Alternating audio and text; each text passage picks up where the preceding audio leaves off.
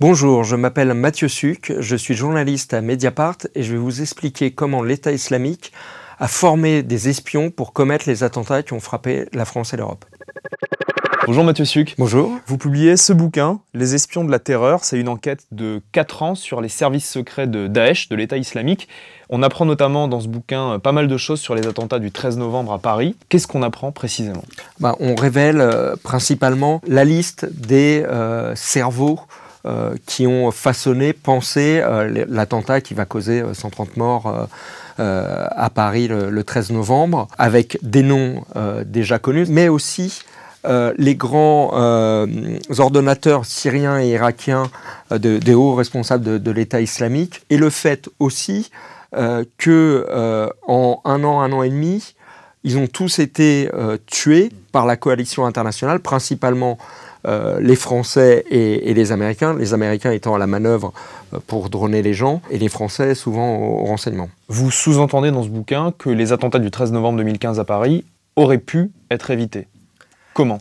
Toutes les pièces du puzzle, quasiment, étaient sous les yeux des services de renseignement occidentaux et notamment français, qui travaillaient sur la plupart des membres du commando et qui pourtant ont échoué à empêcher cet attentat. Pour le 13 novembre, je ne prétends pas que chaque membre du commando était un prix Nobel en puissance, mais les gens qui ont planifié ça sont des gens très intelligents, des gens qui vivent dans la clandestinité depuis 15 ou 20 ans. Pour arriver à faire ça, il faut être, d'un point de vue opérationnel, bon. Alors, tout le propos de votre livre, c'est de dire « Arrêtons de prendre Daesh, les terroristes, pour des fous, des illuminés, des gens qui n'ont aucune compétence. Ce sont des gens très organisés et qui savent mener des opérations très complexes. » C'est ça? Tout à fait. Al-Qaïda fait des tutoriels qui sont accessibles, malheureusement quasiment en 2 clics sur Internet.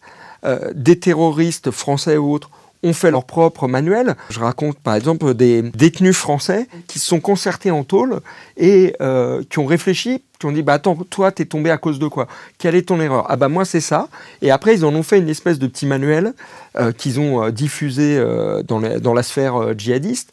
Et donc, on a comme ça un savoir qui s'agglomère, vraiment de personne à personne, et puis après d'organisation à organisation. Alors, en France et dans tous les pays, les États ont leur propre service de renseignement. Daesh aussi.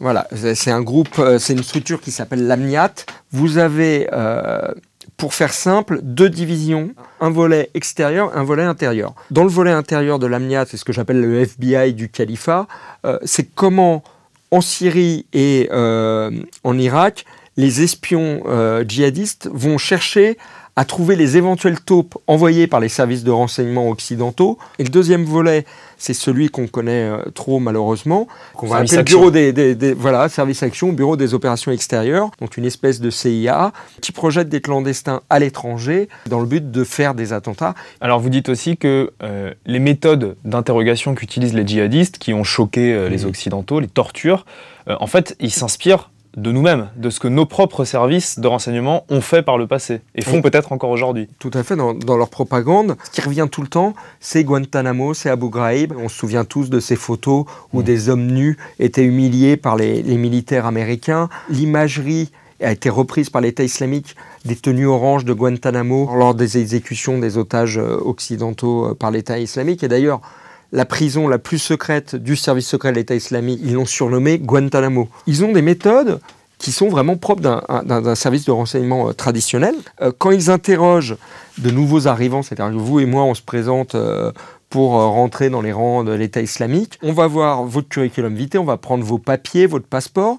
Si vous avez un ordinateur, on va dépioter votre ordinateur, on va vous interroger pour vérifier que vous connaissez bien le contenu de votre ordinateur, mais par ailleurs, on va faire appel à des référents, des sympathisants de l'État islamique qui sont en France pour voir si le Hugo Clément qui se présente à nous est bien celui qui correspond, qui vit à Paris. On parle beaucoup moins des attentats en ce moment, on va s'en rappeler là au moment des commémorations du 13 novembre, mais c'est un sujet qui est moins présent aujourd'hui qu'il y a quelques temps. Il peut y avoir des nouveaux attentats en France, c'est totalement possible. Alors les services sont toujours sur les dents. Il y a eu des attentats déjoués ces dernières semaines.